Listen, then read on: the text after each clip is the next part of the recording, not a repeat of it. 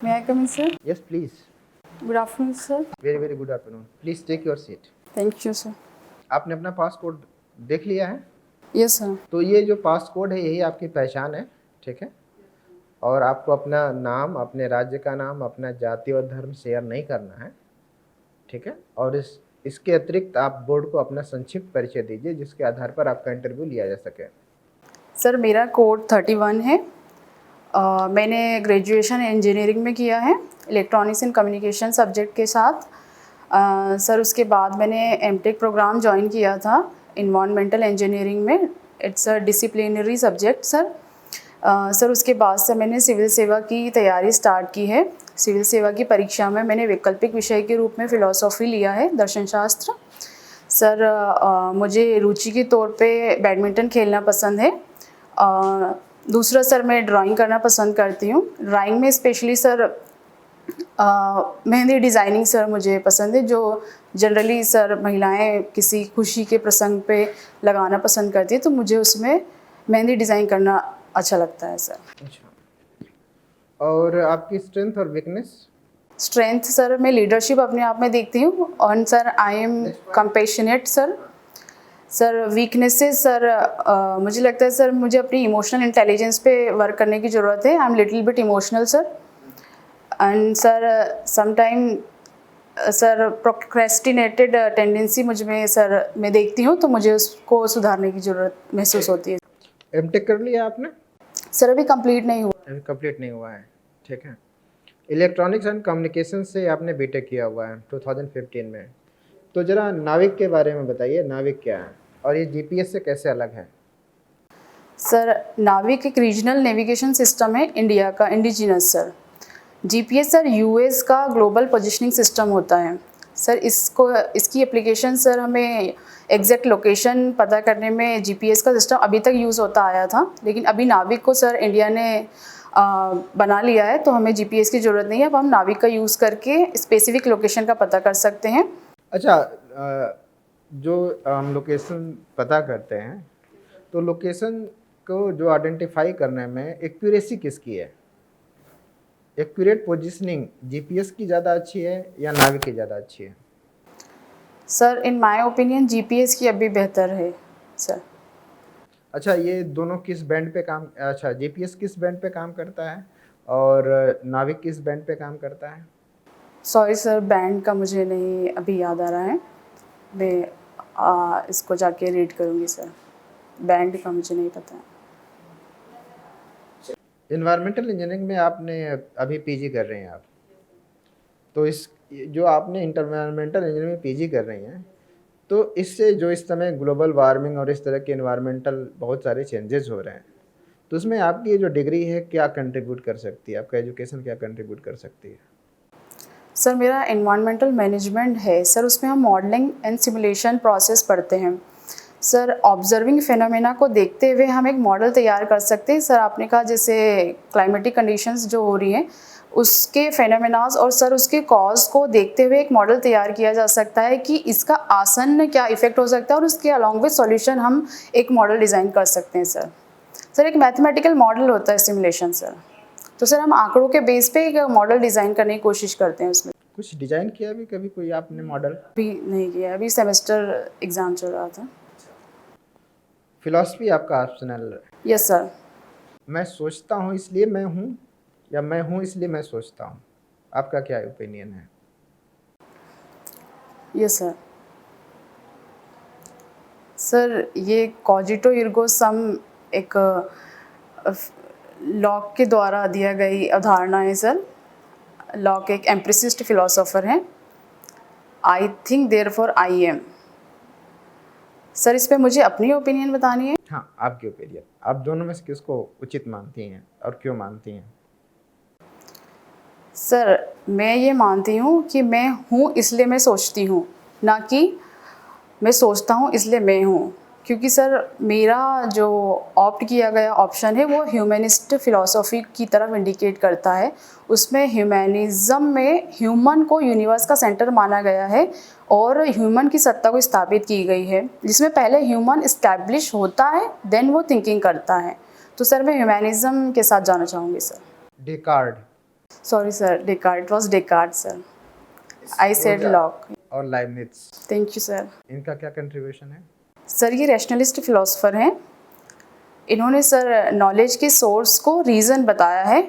Knowledge formation में reason एकमात्र source है, इसमें एक्सपीरियंस का कोई रोल नहीं होता है। Reason experience just provide an occasion for the manifestation of knowledge. For example sir Descartes कहता है कि running is the art of horse. वो इनेट है, उसमें इनबिल्ट है, ये बाहर से उसके द्वारा सीखा नहीं गया है। एक जस्ट वीपिंग सर जब हम प्रोवाइड करते हैं घोड़े को, हॉर्स को, तो वो weeping is just an occasion for the manifestation of the sir running. तो रनिंग उसमें इनबिल्ट है सर, वो अलग से नहीं उसने सीखा है। इस तरीके से सर रैशनलिज्म को वो स्टैब्लिश करता है सर डिकार्ट। चिदुलवाद क्या है? Yes sir, monodology sir. Leibniz की philosophy. Medium of interview Hindi और English? Sir my medium of interview is Hindi, but my medium was English sir. Go ahead, no issue. Yeah thank you sir. Sir If you feel comfortable in English, you can go ahead. yes sir, thank you sir. Sir, monadology is the philosophy given by Leibniz according to which monad is innate and sir absolute, and monad की sir सत्ता है, उसके beyond कोई world नहीं है। monad अपने आप में इन itself फॉर itself एक सब्सटेंस है सर। सर Leibniz monads को ही सब्सटेंस मानता है सर। Okay. इस्लाम और वेदांत, क्या समानता और क्या अंतर है? सर इस्लाम का बेसिक टेनेट इक्वालिटी है सर। एंड सर वेदांत में यूनिफिकेशन पे बात की गई है, क्योंकि ब्रह्मा और जीवा अलग अलग नहीं है वेदांत के अकॉर्डिंग। तो वहाँ भी ईश्वर एक है, यहाँ भी ईश्वर एक है। ये सर ये सिमिलरिटी हम कह सकते हैं। इस्लाम भी एकेश्वरवाद की अवधारणा को मानता है, अद्वैतवाद भी ब्रह्मा की ही सत्ता को स्थापित करता है। अलोन ब्रह्मा, अहम ब्रह्म सत्यम जगत मिथ्या सर उनकी बेसिक फिलॉसफी है सर। ये शंकरा की है, वेदांत ब्रह्म सत्यम जगत मिथ्या सर। अहम ब्रह्मास्मि ब्रह्म सत्यम जगत मिथ्या जीवो ब्रह्मे न परहा। जीवो ब्रह्म है न परः। Yes, B continue. सर एकेश्वरवाद को दोनों सब्सक्राइब करते हैं सर। सर अंतर इस्लाम सर इक्वालिटी, सॉरी सर मैं अंतर अभी रिकॉल नहीं कर पा रही हूँ। भक्ति काल, भक्ति पढ़ा होगा आपने, भक्ति। Yes sir. सूफिज्म और भक्ति मूवमेंट में बेसिक क्या डिफरेंस है? सर अभी मुझे याद नहीं आ रहा है, sorry sir. Okay, no issue, please sir.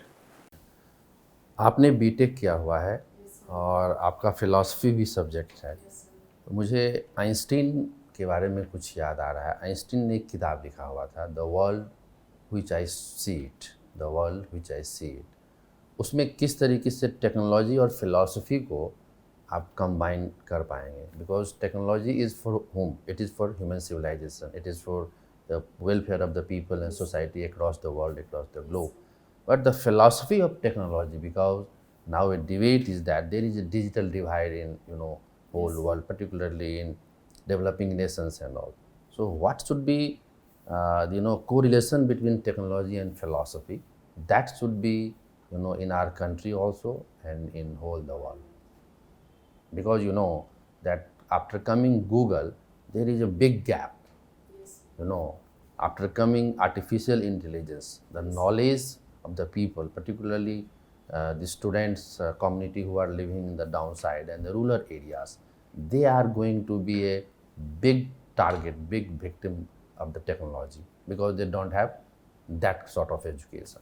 So what should be the philosophy and how the technology should coordinate with the philosophy?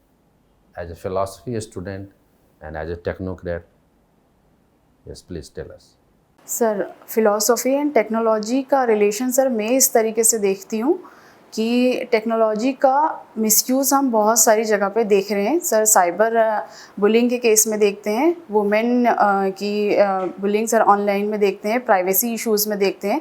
तो sir philosophy in that sense हमें एक बेटर पाथ प्रोवाइड कर सकती है for the useful utilization of philosophy, in fact sir, for the welfare of mankind, for the welfare of society, and for the in a right direction sir, because कि sir technology comes with the positive and negatives way sir, तो हमें positive way में जाने की ज़्यादा ज़रूरत है, तो सर उसके लिए हमें एक डायरेक्शन फिलॉसफी के थ्रू हमें प्राप्त किया जा सकता है सर, मुझे ऐसा लगता है.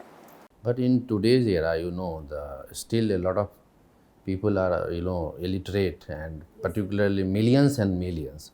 So how the philosophy should be, one of the factors that how the technology should integrate with the philosophical bent, because, Republic or, Plato, Hobbes, Locke, Aristotle, they did have, discourse होता था पहले यूनान में. आप प्लेटो को जब आप पढ़ेंगे या आप वहाँ के रिपब्लिक को आप पढ़ेंगे, बाकी जो एरिस्टोटल की जो चीज़ें थी, तो आज का जो डिस्कोर्स हो रहा है, जो कि बिल्डिंग्स बन रहे हैं, टीचर्स की कहीं ना कहीं कमी हो रही है, टेक्नोलॉजी का इम्पार्टमेंट. आपने कोरोना में देखा कि बहुत सारे ऐसे लोग थे जिनको एजुकेशन नहीं मिल रहे थे बिकॉज ऑफ लैकनेस ऑफ टेक्नोलॉजी. उनके पास मोबाइल फ़ोन्स नहीं थे या उन सुविधाओं को. तो एक तरीके से जो एक लार्जर सेक्शन है उसके लिए टेक्नोलॉजी किस तरीके से उपयोग हो और फिलॉसफी हमारे एजुकेशनल सिस्टम के लिए कैसे हो, इस पे मैं जानना चाह रहा था आपसे. Yes sir. दूसरी चीज़ आर्टिफिशियल इंटेलिजेंस. आर्टिफिशियल इंटेलिजेंस को अभी गवर्नमेंट ने कंपलसरी किया है कि आपको एक पेपर्स के रूप में, जैसे पहले कंप्यूटर क्लासेज हुआ करती थी, एक ऑप्शनल पेपर था, उसी तरीके से तो जो CBSE का गाइडलाइंस है उसके बारे में आप बताएंगे. What is the latest guidelines of artificial intelligence? I am sorry sir, मुझे आइडिया नहीं है CBSE गाइडलाइंस के बारे में. Really very sorry sir. Okay. Now the next question, that your hobby is badminton. How do you think that badminton is good for health and as compared to the other sports? Yeah. Sir मैं badminton खेलती हूँ, तो मुझे ऐसा लगता है कि badminton खेलते हुए मैंने डिसिप्लिन को डेवलप किया है, और सर उसके साथ साथ mental health and physical health दोनों का इक्वल इम्पॉर्टेंस है. तो सर ये मुझे बैडमिंटन के दौरान ही पता चला. तो मुझे ऐसा लगता है कि सर बैडमिंटन मुझे इस तरीके से वे प्रोवाइड करता है. दूसरे खेल के सर मैंने एक्सप्लोर नहीं किया है. तो It is said that badminton is an aristocratic playing. How do you defend this? Why not you have gone for, kabaddi, football, kho-kho, I like other things. ये कहा जाता है अभिजात्य लोगों का खेल है, जो पहले ब्रिटिशर्स आए. इसकी जो उत्पत्ति हुई है कहाँ पे हुई है? सर ये कहाँ से इस खेल की उत्पत्ति किस देश से हुई है? सर इस खेल की उत्पत्ति वैसे श्याम चाइना से हुई है, लेकिन ब्रिटिशर्स ने इसको पॉपुलराइज किया है. कॉलोनियल इंडिया के टाइम भी इंडिया में सर ब्रिटिशर्स से लेके आए हैं, तो इस तरीके से सर अभिजात्य खेल की उपाधि इसको प्राप्त है. But now days sir I don't think so कि ये अब अभिजात्य खेल रह गया है, क्योंकि बहुत सारे प्लेयर्स हमारे यहाँ पे बैडमिंटन में आए हैं जो अभिजात्य वर्ग से नहीं बिलोंग करते हैं. कुछ प्लेयर्स का नाम आप बताएंगे जो हमारे लिए अच्छे मेडल्स लाए हैं इंटरनेशनल लेवल्स पे? सर PV सिंधु हैं, जिन्होंने टोक्यो ओलंपिक में कांस्य पदक प्राप्त किया है. इसके पहले भी सर उन्होंने ओलंपिक में सिल्वर पदक प्राप्त किया था. अभी रिसेंटली सर उन्होंने सिंगापुर ओपन टूर्नामेंट जीता है, और रिसेंट में सर कॉमनवेल्थ गेम होने जा रहा है 28 जुलाई से, तो वहाँ भी वो सर बैडमिंटन फ्रेटर्निटी को प्रेजेंट करेंगी sir, and we are hoping for that she will win gold medal. Next and last question, that the philosophy is mother of all subject, as it is said. Yes sir. How you see this? Sir philosophy को mother of all subjects बोला गया है. बिल्कुल sir मैं इस बात से सहमत हूँ, क्योंकि सर फिलॉसफी हमें नज़रिया प्रोवाइड करती है ज़िंदगी को जीने का, देखने का, सीखने का, B it social, political, philosophical, religious and sir economical. Her aspect में सर फिलॉसफी की यूटिलिटी देखी जा सकती है. तो सर इस तरीके से सर फिलॉसफी को मदर ऑफ़ ऑल सब्जेक्ट्स कहा जा सकता है. Thank you. कुछ देर पहले आपने भी कहा कि इस्लाम में समानता की बात की गई. Yes sir. तो इस्लाम में महिलाओं को क्यों नहीं तलाक लेने का अधिकार दिया गया? पुरुष से क्यों तलाक लेते हैं? 3 बार तलाक शब्द बोल देते हैं, तलाक हो जाता है। क्या महिलाओं को अधिकार है कि वो अभी 3 बार तलाक शब्द बोल करके पुरुष से तलाक ले सकती हैं? सर अभी प्रेजेंट में protection of Muslim women rights लाया गया है एक्ट, उसके तहत सर ट्रिपल तलाक को नल एंड वॉइड डिक्लेयर कर दिया गया है। सर वो कुछ रूढ़िवादी परंपराएं थी जिसको अब ख़त्म कर दिया गया। अब सर इक्वालिटी को सुनिश्चित वर्तमान भारत सरकार के द्वारा स्थापित किया गया है। सर मतलब इसके पहले ये इक्वलिटी नहीं थी? सर ऐसा नहीं कहा जा सकता है, वो पूरा मुस्लिम समाज 3 तलाक को नहीं मानता। नहीं, मेरा प्रश्न 3 तलाक को नहीं लेकर, हमारा प्रश्न आपसे है, क्या इस्लाम में महिलाओं को भी अधिकार है कि वो आगे बढ़ कर के तलाक ले सकते हैं या केवल पुरुषों को ही अधिकार दिया गया? ये सर महिलाओं को भी तलाक है, उसको सर अरेबिक वर्ड्स में खुला बोला जाता है। वो तलाक के लिए अर्जी दे सकती है अपने हस्बैंड को। तो सर उसकी इस नज़रिए से देखें तो उनको भी हक है तलाक लेने का। अच्छा, जो वर्तमान में भारत सरकार ने कानून बनाया, अभी आपने बताया, तो उस कानून के पॉजिटिव इफेक्ट क्या है? पास्ट सर पॉजिटिव, सकारात्मक पहलू क्या है? सर सकारात्मक पहलू यही है कि मुस्लिम वुमेन्स के राइट्स का संरक्षण हो सकेगा इस बिल के एक्ट के थ्रू, और इक्वालिटी जो अभी तक डाइल्यूट होती प्रतीत हो रही थी सर, तो इक्वालिटी को सुनिश्चित किया जा सकेगा। सर उससे मुस्लिम महिला सशक्तिकरण को बढ़ावा मिल सकता है। महिलाएं और ज़्यादा मुखर होंगी अपने आप को लेकर के, अपने राइट्स को लेकर के, और वो बिना वजह बिना डर के अपनी बात को रख सकेगी। सर पहले भी खुला का कंसेप्ट था इस्लाम में विदाउट दिस बिल, बट महिलाएं सोशल स्टिग्मा की वजह से बोल नहीं पाती थी। खुला रहना भी बहुत आसान नहीं था, लेकिन इस बिल के आने से सर प्रोसेस को काफ़ी हद तक लिबरलाइज और इजी किया गया है। तो इस डायरेक्शन से देखें तो सर महिला सशक्तिकरण की दिशा में सराहनीय कदम होगा। शाहबानो प्रकरण क्या था? शाहबानो प्रकरण सर ये ट्रिपल तलाक से ही संबंधित प्रकरण है। ये कब आया था? ये मामला कब उठा था पहली बार? Sir can I guess exactly I don't know, I don't remember right now. कोई बात नहीं। नेक्स्ट हमारा क्वेश्चन है, क्या आपको लगता है कि अनुच्छेद 370 या अनुच्छेद 35A के समाप्त होने के बाद जम्मू कश्मीर में एक सकारात्मक परिवर्तन कुछ आया है, या इसका कोई इफेक्ट नहीं दिख रहा है? पॉलिटिकल एजेंडे के रूप में सरकार ने इसको इम्प्लीमेंट किया? नहीं सर, मैं इसको सकारात्मक पहलू के तौर पे ही देखती हूँ। 370 35A को रिपील करने के बाद से सर वहाँ पे अलगाववाद और टेररिज्म की टेंडेंसीज़ को कम देखा गया है। सर वेरियस रिपोर्ट्स में इवन नीति आयोग ने भी कोट किया है कि वहाँ पर अभी शांति पहले के मुकाबले में काफ़ी बहाल की गई है, और सर रोजगार के अवसरों में वृद्धि की गई है। इवन टूरिज्म सेक्टर को वहाँ पे बूस्ट दिया गया है। इनफैक्ट सर अभी इन्वेस्टर समिट वहीं ऑर्गेनाइज होने वाला है, और सर लैंड रिफॉर्म भी वहाँ पे किए गए हैं, क्योंकि पहले वहाँ पे नेटिव सिटीजन्स को ही लैंड को सेल एंड परचेज करने का अधिकार था, लेकिन अब उसको रिपील किया गया है। तो इस तरीके से सर बाहरी लोग भी वहाँ पे प्रॉपर्टी एक्वायर कर सकते हैं। तो इस तरीके से देखें तो सर वहाँ पे काफ़ी समृद्धि की दिशा में काम किए गए हैं। चलिए, बहुत अच्छा। अगला क्वेश्चन हमारा, वर्तमान में कहा जा रहा है कि भारत की फॉरेन पॉलिसी को डिफिनेटेड किया जा रहा है, डिहाइफनेशन किया जा रहा है भारत की विदेश नीति का। तो इसका मतलब क्या? डिहाइफनेटेड विदेश नीति क्या होती है? सॉरी सर, मैंने ये वर्ड्स नहीं सुना है पहले कभी, तो मुझे कुछ समझ नहीं आ रहा है इसके बारे में। I am sorry sir. जैसे वर्तमान में कई लेखकों ने कहा, कुछ विचारकों ने कहा कि भारत सरकार अपनी विदेश नीति में परिवर्तन ला रही है। पहले हमारी विदेश नीति हाइफनेटेड थी, अब उसको डिहाइफनेटेड किया जा रहा है, जिसका अर्थ होता है कि बिना दबाव में आए अपने नेशनल इंटरेस्ट को ध्यान में रख करके हम किसी भी देश के साथ संबंध बना सकते हैं। हमें चिंता करने की ज़रूरत नहीं है कि हम इजराइल से संबंध स्थापित करेंगे तो सऊदी अरब से हमारे संबंध खराब हो जाएंगे। सऊदी अरब के साथ हमारे नेशनल इंटरेस्ट किसी और इशूज़ पर हो सकते हैं, इजराइल के साथ किसी और पर हो सकते हैं, ईरान के साथ किसी और के साथ हो सकते हैं।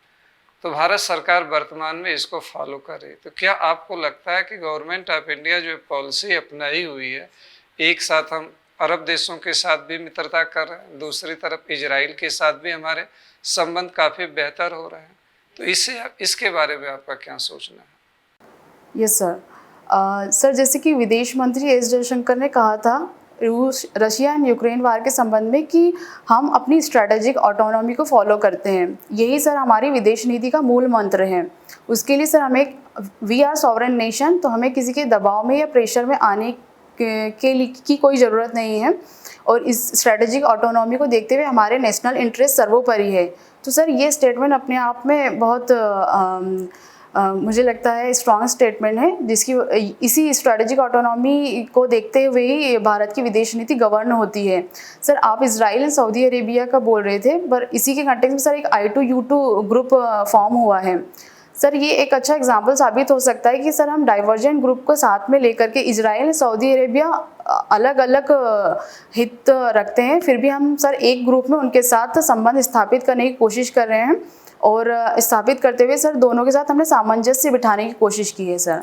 तो सर ये मुझे लगता है कि forward foreign policy of government of India की सही दिशा में। क्या आपको नहीं लगता कि भारत की विदेश नीति इधर कुछ आक्रामक अधिक होती जा रही है? जैसे विदेश मंत्री महोदय ने कहा कि यूरोप के लोग सोचते हैं कि यूरोप की समस्या पूरे विश्व की समस्या है और पूरे विश्व की समस्या को वो अपनी समस्या से नहीं जोड़ते हैं। तो क्या इस तरह के जो स्टेटमेंट विदेश मंत्री दे रहे हैं, अमेरिका को लेकर दिया कि अगर अमेरिका भारत के बारे में सोचता है तो भारत भी अमेरिका के बारे में सोचता है कि वहाँ पर जो है कुछ समस्याएं, ह्यूमन राइट्स का उल्लंघन हो रहा, केवल हमारे यहाँ नहीं हो रहा, आपके यहाँ भी हो रहा। तो इस तरह का जो स्टेटमेंट विदेश मंत्री की तरफ से दिया जा रहा, आखिर वो क्या दर्शाना चाह रहे हैं इससे? सर भारत अपने आप को एक लीडर की तरह प्रस्तुत करना चाहता है वर्ल्ड पॉलिटिक्स में, और सर इसी लक्ष्य को ध्यान में रखते हुए उन्होंने स्ट्रॉन्ग स्टेटमेंट प्रस्तुत किया है। और मुझे लगता है कि स्ट्रैटेजिक ऑटोनॉमी सर हमारा एक मूल मंत्र है फॉरेन पॉलिसी को गवर्न करने का। अच्छा, एक विदेश नीति से और हमारा प्रश्न है कि विदेश नीति में एक वर्ड यूज होता है डी लिंकिंग की पॉलिसी, इसका मतलब क्या है? Sir I am not aware of. देखिए, इसमें होता है कि हम जो विवादास्पद डिस्प्यूटेड मैटर होते हैं उसको अलग कर देते हैं और जहाँ पर सहयोग के मुद्दे होते हैं उसको लेकर हम आगे बढ़ते हैं। जैसे चाइना के साथ हम कर रहे हैं, डिस्प्यूट से इशूज अलग कर दे रहे हैं, सहयोग के क्षेत्र अलग। अब कुछ इकोनॉमिक्स पर हम क्वेश्चन करना चाहते हैं। ये बताइए, वर्तमान में विशेष राज्य का दर्जा जो आर्थिक आधार पर दिया जाता है, अब हालांकि 14वां वित्त आयोग ने इसे समाप्त कर दिया, फिर भी मेरा प्रश्न है कि किन आधार पर विशेष राज्य का दर्जा दिया जाता रहा है और कितने राज्य इस समय आर्थिक आधार पर विशेष राज्य का दर्जा प्राप्त किए हुए हैं? सर विशेष राज्य का दर्जा प्रमुखतः सर बहुत स्पार्स पॉपुलेशन होने की वजह से, हिली टेरेन होने की वजह से दिया जाता रहा है। और सर इकोनॉमिक ग्रोथ सर कम हो, संसाधनों की कमी की वजह से सर स्पेशल राज्य का दर्जा दिया जाता रहा है अभी तक। सर ट्राइबल पॉपुलेशन होने की वजह से सर अभी मुझे इतना ही याद आ रहा है। कितने राज्य इसमें स्पेशल राज्य का दर्जा प्राप्त किए हुए हैं? सर 7 स्टेट हैं, north east states, Himachal Pradesh है, उत्तराखंड है, जम्मू कश्मीर तो अब राज्य, नॉर्थ ईस्ट के सभी राज्य हैं, 7 सिस्टर प्लस सिक्किम, हाँ, और उत्तराखंड और Himachal Pradesh. Yes sir, thank you sir. Next question हमारा आपसे है कि एक रिपोर्ट कुछ वर्ष पहले आई थी जिसमें इंडिया को ऑनर किलिंग का कैपिटल कहा गया था। क्या आप इससे सहमत हैं? जबकि ऑनर किलिंग की पहली घटना अगर कहीं हुई तो अमेरिका में हुई, लेकिन विश्व बैंक की रिपोर्ट में कहा गया है India is capital of honour killing. Sir मैं बिल्कुल सहमत नहीं हूँ इस रिपोर्ट से, इस बात से कि इंडिया को ऑनर किलिंग की कैपिटल माना गया है। वर्ल्ड बैंक की रिपोर्ट है सर, उसमें कुछ लिमिटेड सैंपल्स को लेकर के रिपोर्ट्स तैयार की गई हो या डेटा का मैनिपुलेशंस किया गया हो, वाइड सैंपल्स वाइड एरिया को कवर नहीं करते हुए सर, इस आधार पे सर वो एक बहुत लिमिटेड लेवल की रिपोर्ट्स थी। तो सर हम उसको सब्सक्राइब नहीं करते, बिकॉज कि इंडिया को ऑनर किलिंग कैपिटल नहीं कहा जा सकता सर। भारत की पूरब की ओर देखो की नीति क्या है? Yes sir. यह नीति क्या है, इसके फीचर क्या है? सर पूर्वोत्तर भारत जो है ऐतिहासिक रूप से, हम पूर्वोत्तर भारत के बारे में नहीं कर रहे, लुक ईस्ट पॉलिसी की बात कर रहे हैं। यह कब आई, इसका उद्देश्य क्या है, इसके प्रोविजन क्या है? सर ये आई के गुजराल सर किस टाइम से लुक किस कन्फर्म है आप आई के गुजराल साहब के प्राइम मिनिस्टर काल में या उनके विदेश मंत्रित्व काल में या उसके पहले आई है? आई एम सॉरी सर, मुझे ठीक से नहीं पता। ये 92 में आई जब PV Narasimha Rao prime minister थे, तब उनके कार्यकाल। लास्ट क्वेश्चन हमारा आपसे इकोनॉमी को लेकर है। इस समय मुद्रास्फीति बढ़ रही है, मुद्रास्फीति को कंट्रोल करने के लिए फिजिकल मेजर क्या हो सकते हैं, सरकार की तरफ से क्या क्या कदम उठाए जाने चाहिए? सर सरकार फिस्कल प्रूडेंस पॉलिसी को अपना सकती है सर, आरबीआई को इंस्ट्रक्ट कर सकती है। आरबीआई की बात में नहीं कर रहे हैं हम, गवर्नमेंट की बात कर रहे हैं। गवर्नमेंट क्या कदम उठा सकती है? आरबीआई को हमें साइडलाइन कर सर वो सब्सिडी को रेशनलाइज कर सकती है, पहला। सर दूसरा मुझे ऐसा लगता है फ्री बीस का जो कल्चर है, ट्रेडिशन है, उसको रेशनलाइज किया जा सकता है या कम किया जा सकता है। सर मुझे इतना ही अभी याद आ रहा है। मध्य प्रदेश और उत्तर प्रदेश का जो सेक्स रेशियो है, लिटरेसी रेट है, ज़रा ये बताइए मुझे। सर मध्य प्रदेश का सेक्स रेशो 912 है, सॉरी उत्तर प्रदेश का 912 है सर। मध्य प्रदेश का सर मुझे नहीं याद आ रहा अभी। Literacy rate sir Uttar Pradesh की 67.7% है सर। यू वांट टू आप सर्व करना चाहती हैं उत्तर प्रदेश में, आप मध्य प्रदेश के हैं बेसिकली, राइट? क्यों करना चाहती हैं आप मध्य प्रदेश के लिए काम क्यों नहीं करना चाहती? सर मैं सिविल सेवा ज्वाइन करना चाहती हूँ। उसके लिए सर मैंने ऐसा नहीं सोचा कभी कि मुझे मध्य प्रदेश में रह के ही सिविल सेवा करनी है या उत्तर प्रदेश या राजस्थान। सर मैं एक भारत को एक यूनिट के तौर पे देखती हूँ, जिसमें कोई भी प्रांत हो सर। तो मुझे ऐसा लगता है कि इसको रीजनली डिवाइड करना ठीक नहीं होगा। तो सिविल सेवा एक इंटीग्रेटेड प्लेटफॉर्म है, तो मुझे लगता है उत्तर प्रदेश में भी सर्व किया जा सकता है। मेरा लिटिल कंट्रीब्यूशन किसी भी सेंस में हो, चाहे वो मध्य प्रदेश के लिए हो, उत्तर प्रदेश के लिए हो, मैं करना चाहूँगी सर। Okay sir. हिजाब को लेकर के अभी कर्नाटक में डिस्प्यूट हुआ है। हिजाब को लेकर के मान लीजिए आप एसडीएम हैं और आपके एरिया में कुछ धर्म विशेष की महिलाएं हैं जो हिजाब पहन के आना चाहती हैं, स्कूल में बच्चियां हैं, ठीक है। लेकिन उस गांव के आसपास के जो लोग हैं वो कहते हैं, इसका विरोध करते हैं कि नहीं ऐसा यहाँ नहीं चलेगा, ठीक है। आप वहाँ पर एसडीएम अपॉइंटेड हैं, आपका क्या टेक होगा, क्या ओपिनियन होगा? सर हिजाब कंट्रोवर्सी अभी सब्जुडाइज मैटर है, तो सर उसके बाद सुप्रीम कोर्ट की जो भी गाइडलाइन होगी सर मैं उसे लेटर एंड स्पिरिट में इम्प्लीमेंट करने की कोशिश करूंगी। क्या कुछ गाइडलाइंस आई है इस रिगार्डिंग? सर अभी नहीं, सब्जुडाइज मैटर है सर ये। लेकिन सर बीट यदि सुप्रीम कोर्ट की गाइडलाइन होती है कि हिजाब को बैन करना है, पब्लिक प्लेसेस पे अलाउ नहीं करना है, then I will go with that. But अगर रिलीजियस स्वतंत्रता की परमिशन दी जाती है तो सर मैं उसको उसी डायरेक्शन में फिर इम्प्लीमेंट। अच्छा, ईरान में हम लोग देख रहे हैं कि अभी महिलाएं, इस ईरान जैसे मुस्लिम कंट्रीज़ में महिलाएं हिजाब के खिलाफ प्रतिबंध की मांग कर रही हैं कि हिजाब जो है, हिजाब को लेकर के वो प्रतिबंध की मांग कर रहे हैं कि हिजाब हमको नहीं चाहिए। तो जब उन देशों में इस तरह की मांग चल रही है तो हम क्यों थोड़ा सा लिबरल और डायनामिक नहीं हो सकते हैं? सर हम ऑलरेडी लिबरल एंड डायनामिक हैं। नहीं, हम एक बात कह रहे हैं, हाँ क्या?